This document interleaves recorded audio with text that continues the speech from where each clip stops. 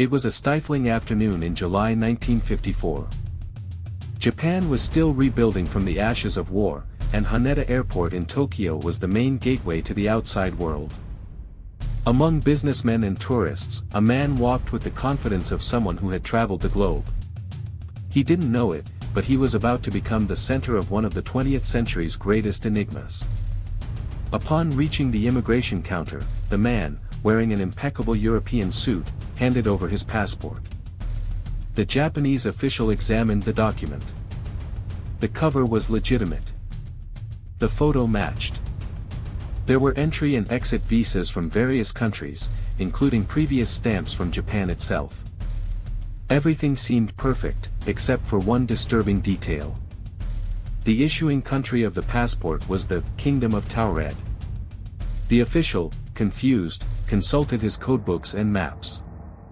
That country simply did not exist in any official record on Earth. When questioned, the traveler laughed, thinking it was a joke.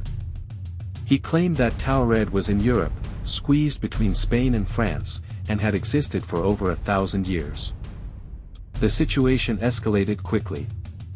The man was taken to a private room. Irritated, he opened his briefcase. From it, he pulled out a driver's license, bank statements, checks, and even business letters. All documents were official, all issued by the government of Taured. The materiality of those proofs defied the official's logic. Desperate, the officials brought a world map and asked, "Show us." The man pointed his finger firmly at the region of the Pyrenees.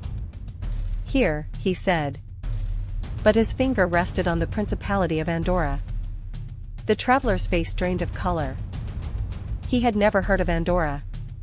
To him, that map was wrong, or faked. His reality was colliding with ours.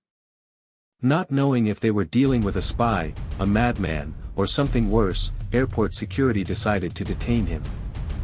Since there was no prison at the airport, he was escorted to a nearby hotel.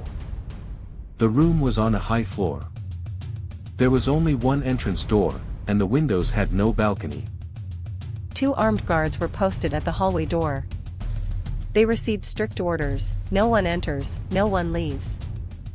The night passed in absolute silence. There were no screams, no sounds of struggle, no broken windows. The surveillance was flawless. When the sun rose, the immigration team returned to take the man to the police department. The guards confirmed, the door remained closed. But upon turning the knob and entering the room, the shock was total. The room was empty. The bed, untouched. And the mystery didn't stop there. At the airport, the security safe where the Taured documents had been stored was opened. It was empty. The passport, the driver's license, the checks. Everything had physically vanished, as if the very existence of that man had been erased from our timeline. What happened that night in Tokyo?